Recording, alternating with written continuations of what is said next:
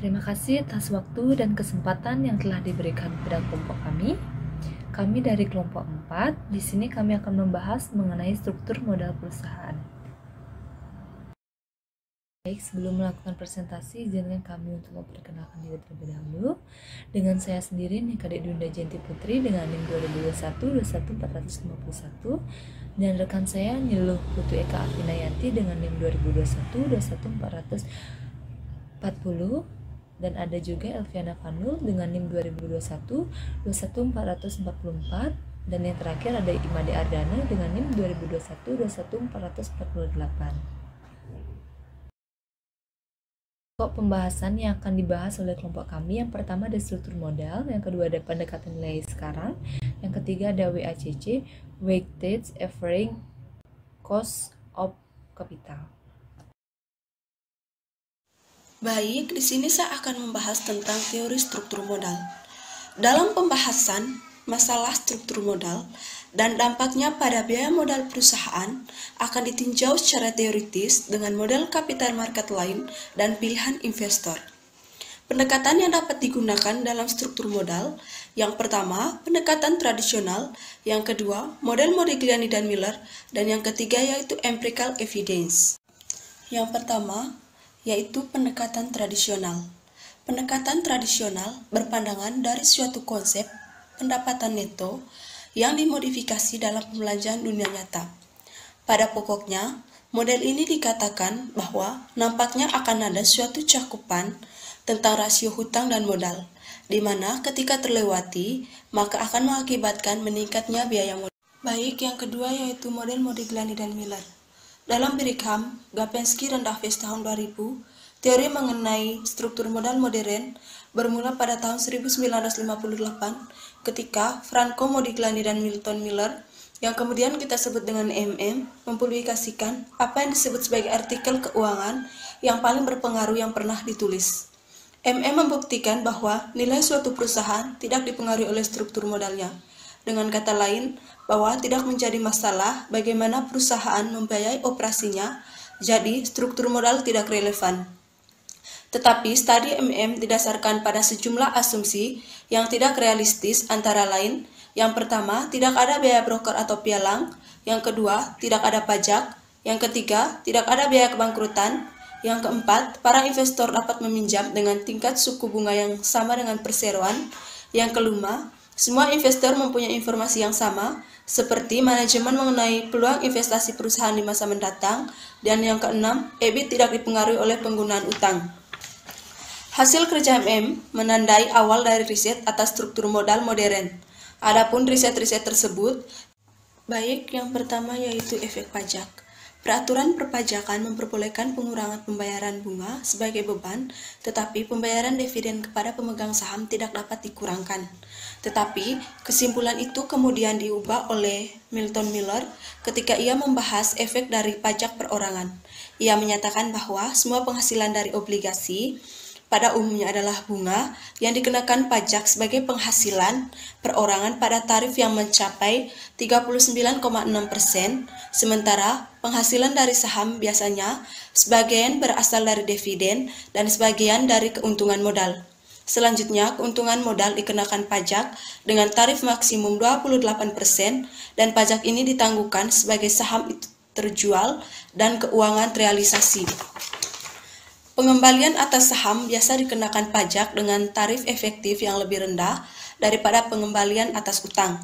Persen atas obligasi Big B, dan jika penghasilan saham dikenakan pajak pada tarif yang sama seperti penghasilan obligasi, tingkat pengembalian yang diisyaratkan atas saham Big B mungkin akan menjadi 16% karena resiko saham yang lebih tinggi. Jadi, seperti yang dikemukakan Miller, yang pertama yaitu dapat dikurangkan bunga untuk tujuan pajak menguntungkan penggunaan pembiayaan dengan utang, tetapi yang kedua, perlakuan pajak yang lebih menguntungkan atas penghasilan dari saham, menurunnya tingkat pengembalian yang diisyaratkan pada saham, dan dengan demikian menguntungkan penggunaan pembelanja dengan ekuitas. Sebagai contoh, dalam tahun 1993, tarif pajak perorangan tertinggi atas bunga dan dividen naik dengan tajam, tetapi tarif pajak keuntungan modal tidak naik. Ini dapat diharapkan akan menghasilkan pengembalian yang lebih besar atas pembiayaan dengan ekuitas, khususnya melalui laba ditahan. Yang berikutnya yaitu efek biaya kebangkrutan. Perusahaan yang bangkrut mempunyai biaya hukum dan akuntansi yang sangat tinggi, dan mereka juga sulit untuk menahan pelanggan, pemasok, dan karyawan. Ancaman kebangkrutan bukan hanya kebangkrutan itu sendiri, tetapi juga berbagai masalah yang ditimbulkannya, seperti karyawan penting keluar, pemasok menolak memberikan kredit, pelanggan mencari perusahaan lain yang lebih stabil, dan pemberi pinjaman meminta suku bunga yang lebih tinggi, serta menetapkan syarat-syarat yang lebih ketat pada kontrak pinjaman.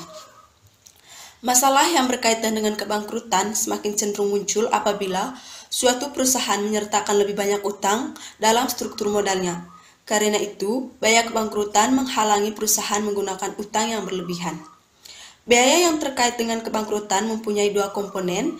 Yang pertama yaitu probabilitas terjadinya, dan yang kedua, biaya-biaya yang akan timbul bila kesulitan keuangan telah muncul. Ajar dan De Ambrosio tahun 1972 menyatakan bahwa berbeda sekali dengan posisi tradisional dan posisi Modigliani-Miller yang menjaga bahwa kecuali puncak yang dipungut dari bunga, ada sedikit dampak kecil pada biaya modal perusahaan, seperti semakin meningkatnya hutang, maka semakin sedikit penyertaan modal. Pendekatan tersebut adalah pendekatan usaha neto sebagai contoh, yaitu pendekatan Noi berpendapat bahwa biaya modal perusahaan harus tetap konstan atas keseluruhan cakupan rasio hutang dan modal. Baik, yang ketiga yaitu teori trade-off, di mana perusahaan menyeimbangkan manfaat dari pendanaan dengan utang dengan suku bunga biaya kebangkrutan yang lebih tinggi. Yang pertama, kenyataan bahwa bunga merupakan beban yang dapat dikurangkan telah mengakibatkan utang lebih murah daripada saham biasa atau saham preferen. Yang kedua, dalam kenyataannya, jarang ada perusahaan yang menggunakan utang 100%. Salah satu alasannya adalah kenyataan bahwa pemegang saham mendapat keuntungan dari pajak keuntungan modal yang lebih rendah.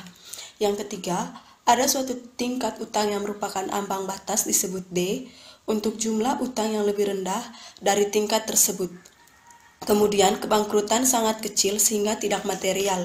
Yang keempat, sekalipun teori dan bukti empiris mendukung bentuk umum dari kurva, dalam grafik harus dipandang sebagai pendekatan, bukan fungsi-fungsi yang didefinisikan secara tepat.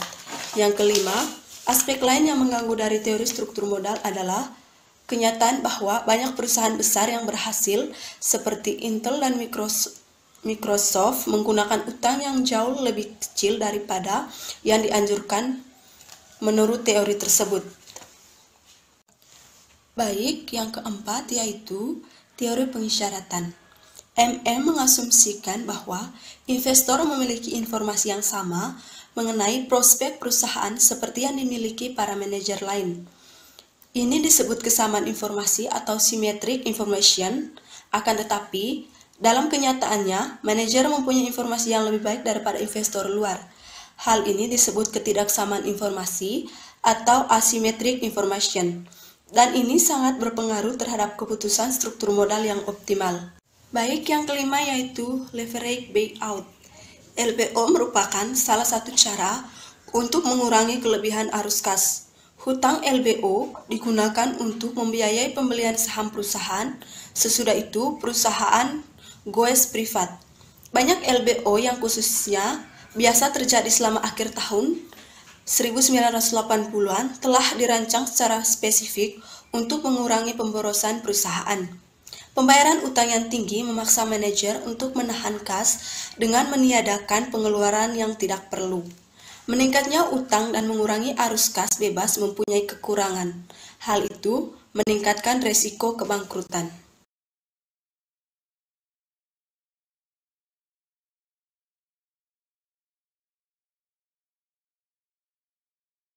Baik, di sini saya akan menjelaskan mengenai pengertian dari struktur modal. Struktur modal merupakan gabungan kata dari struktur dan modal.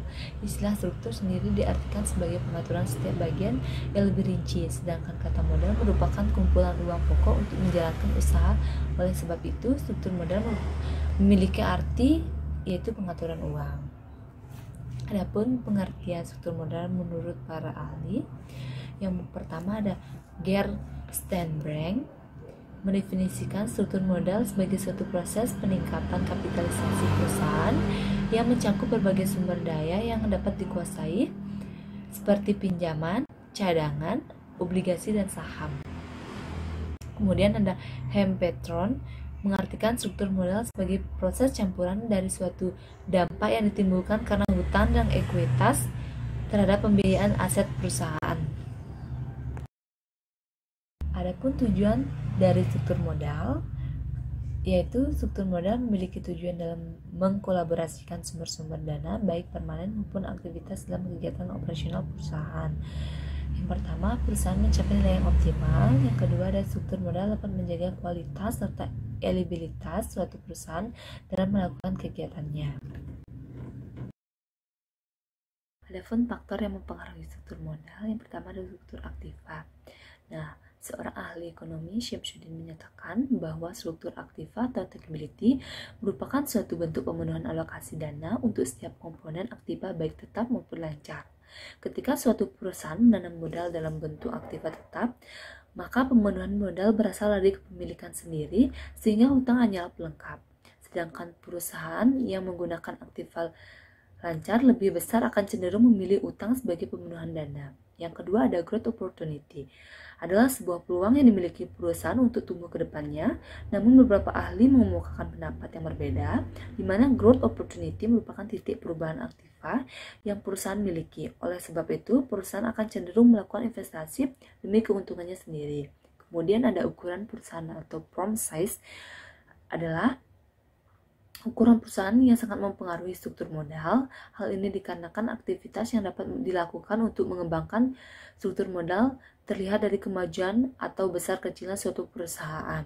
Kemudian ada profitabilitas. Perusahaan dengan profit atau keuntungan tinggi biasanya memiliki dana internal yang tinggi pula. Begitu pula alokasi dana cadangan. Artinya perusahaan tersebut jauh dari kata hutang kepada pihak luar. Hal inilah yang kemudian mempengaruhi struktur modal pada perusahaan tersebut. Yang terakhir ada risiko bisnis. Adanya risiko bisnis, maka banyak perusahaan akan berhati-hati dalam menentukan modal. Hal ini dikarenakan risiko timbul dapat menghambat kemajuan serta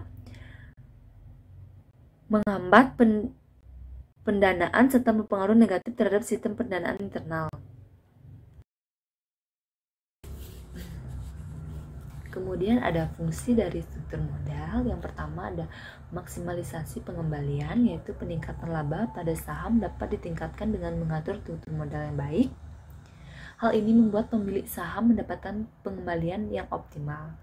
Yang kedua ada fleksibilitas. Struktur modal juga dapat memberikan pergerakan ekspansi utang yang lebih dinamis.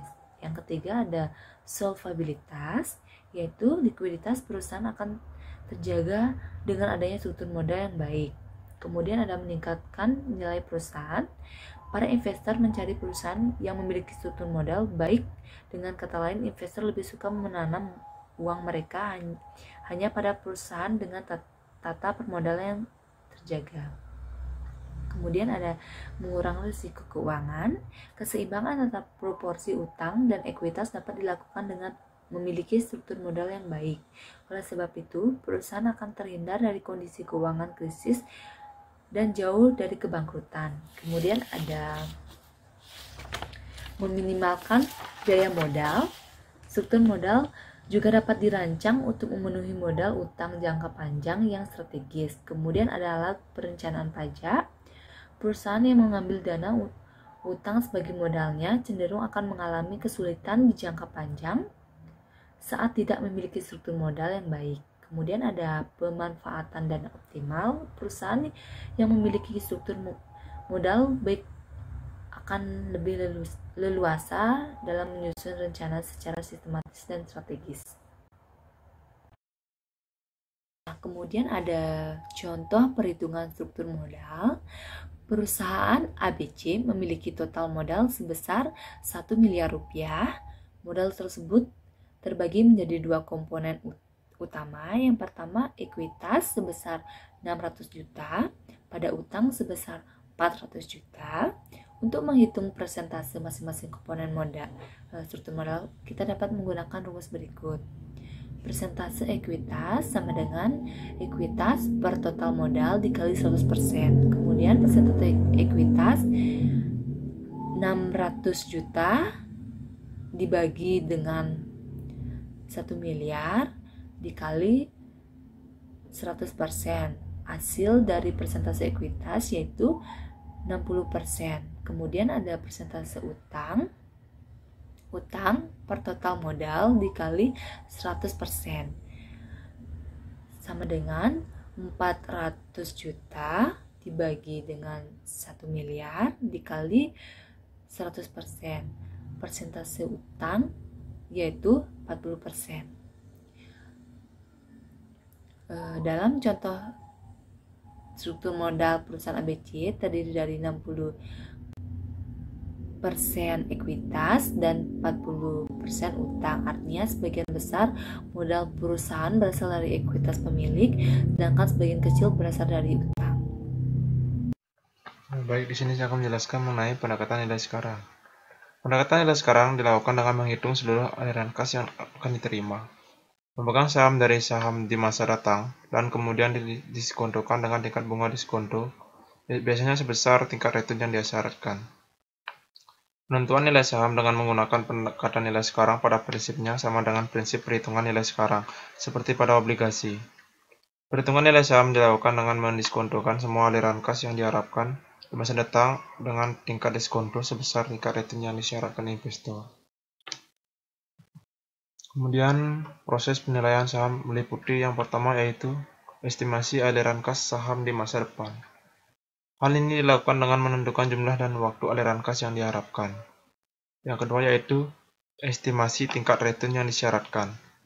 Estimasi ini dibuat dengan mempertimbangkan risiko aliran kas di masa depan dan besarnya return dari alternatif investasi lainnya akibat pemilihan investasi pada saham atau disebut sebagai biaya kesempatan.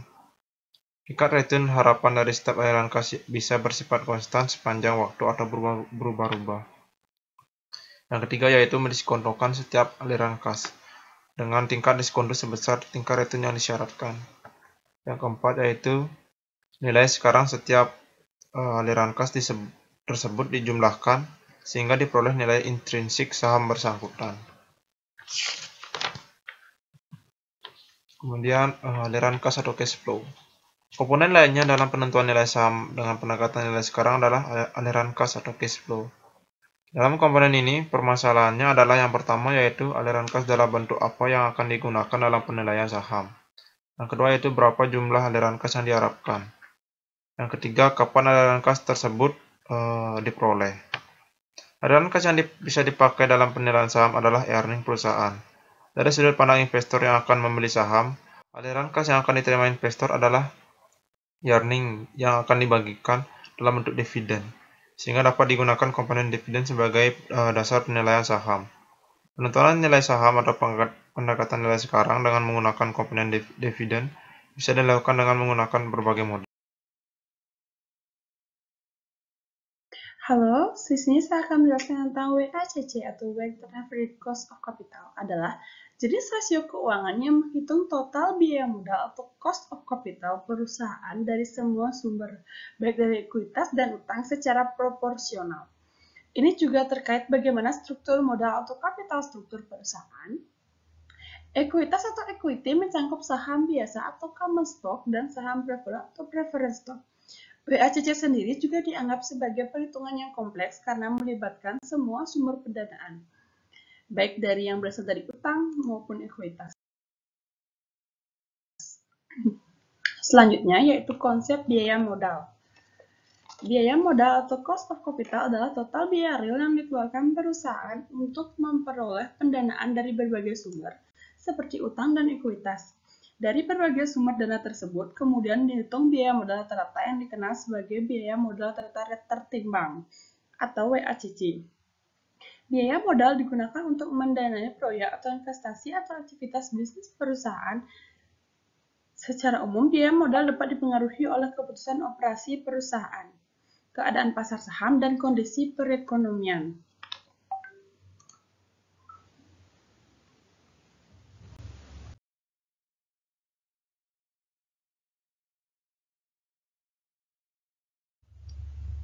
Selanjutnya yaitu fungsi WACC. Fungsi WACC tersendiri memiliki 5 fungsi.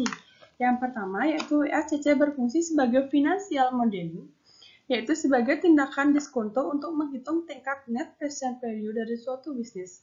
Yang kedua yaitu metode perhitungan WACC digunakan oleh investor untuk kelayakan bisnis dan performa investasi di suatu perusahaan. Yang ketiga yaitu WACC adalah metrik biaya modal atau cost of capital perusahaan yang dapat menjadi tolak ukur bagi investor untuk menentukan beberapa target keuntungan atau rate of return yang harus dicapai untuk menutupi biaya modal.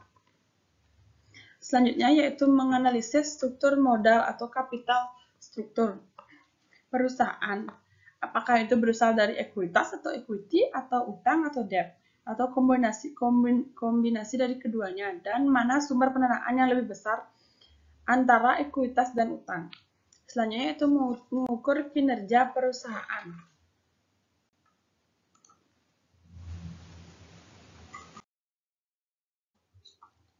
Selanjutnya yaitu ada tujuan WACC. Tujuan WACC sendiri memiliki 4 tujuan. Yang pertama, untuk mengukur dan menentukan biaya untuk setiap bagian dari struktur modal atau kapital struktur perusahaan sesuai dengan proporsi ekuitas, utang, dan saham preferennya. Yang kedua, setiap komponen atau elemen memiliki biaya bagi perusahaan. Perusahaan akan membayarkan tingkat bunga tetap untuk utang dan hasil tetap untuk saham preferennya. Yang ketiga, hasil tetap tidak dibayarkan pada saham biasa. Namun, perusahaan dapat membayarkan dividen kas atau kas dividen kepada pemegang saham. Selanjutnya, yaitu biaya modal rata-rata tertimbang atau WACC adalah bagian integral dari model penilaian DFC atau discount cash flow. Oleh karena itu, konsep ini sangat penting dipahami khususnya oleh investment banker dan profesional keuangan.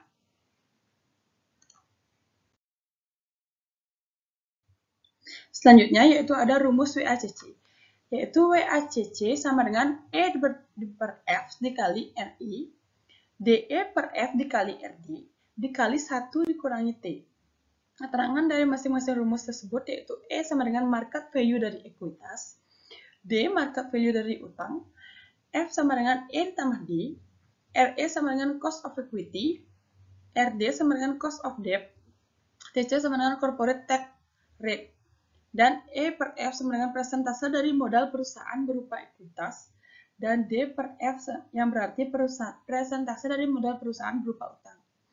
Selanjutnya yaitu rumus WACC yang mencakup saham preferen sama dengan WACC sama dengan equity dikali cost of equity ditambah debt dikali cost of debt dikali 1 tax rate dikali preference stock dikali cost of preference stock. Selanjutnya komponen WACC. Komponen WACC di sini terdiri dari 3 komponen. Yang pertama yaitu biaya ekuitas atau cost of equity. Biaya ekuitas adalah biaya peluang atau opportunity cost bagi pemegang saham atau investasi yang dilakukan dalam perusahaan dalam mengharapkan tingkat expected return. Dengan kata lain, ini merupakan kompensasi atas risiko investasi pada saham perusahaan.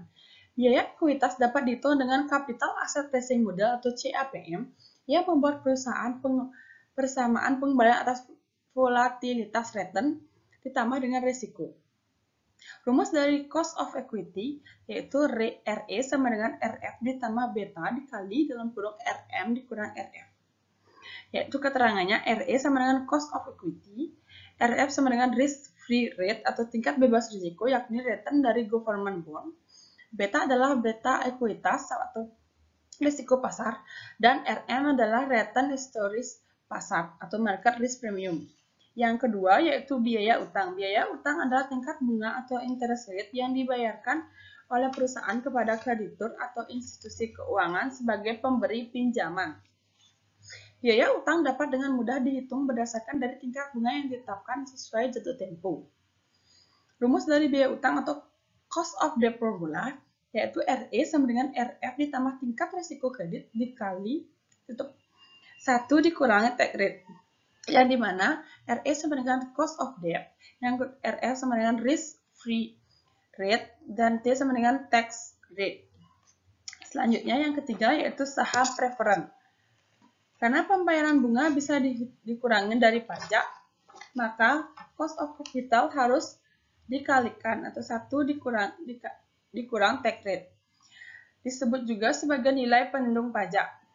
Namun ini tidak dapat dilakukan untuk saham preferen karena pendapatan dari dividen untuk saham preferen dihasilkan dari laba setelah pajak. Rumus dari biaya modal saham preferen yaitu KP sama dengan DP per P0. Keterangannya KP sama dengan cost of capital saham preferen, P0 sama dengan harga saham preferen, dan DP sama dengan dividen saham preferen.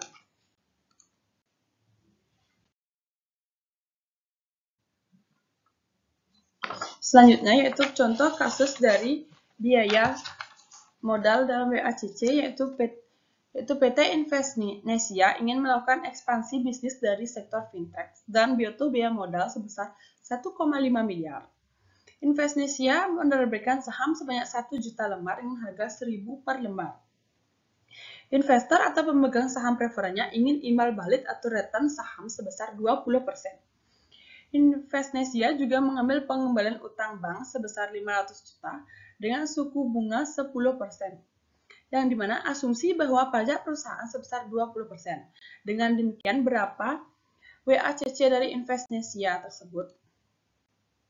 Di sini penjelasannya yaitu yang pertama, diketahui RE sama dengan 20%, RD sama dengan 10%, dan E sama dengan 1 juta lembar saham dikali 1.000 per lembar, menjadi 1 miliar.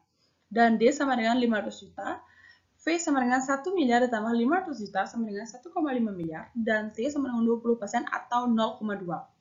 Cara perhitungan WACC sendiri yaitu WACC sama dengan E per F dikali RI, ditambah D per F dikali RD, dikali 1 dikurangi T, yaitu WACC sama dengan 1 miliar dibagi 1,5 miliar dikali 20%, ditambah 500 juta dibagi 1,5 miliar dikali 10%, dan dikali 1 dikurangi 0,20. Aset dari 1 miliar dibagi 1,5 miliar dikali 20% yaitu 0,13. Dan hasil dari 500 juta dibagi 1,5 miliar dikali 10% yaitu 0,03. Dan hasil dari 1 dikurangi 0,20 sama dengan 0,8. Yaitu hasil dari 0,03 dikali 0,8 sama dengan 0,024. Ditambah dengan 0,13 mendapatkan hasil 0,154 atau 15,4%. Setelah menghitung nilai WACC dari Investnesia, maka diperoleh hasil sebesar 15,4%. Yaitu interpretasi nilai WACC adalah bahwa pendanaan ekuitas atau equity financing yang dilakukan Investnesia yaitu 13% dari pembiayaan utang atau debt financing sebesar 2,4%. Artinya, struktur modal perusahaan lebih banyak dibiayai oleh ekuitas daripada utang. Terima kasih. Sekian pemaparan materi dari kelompok kami. Terima kasih.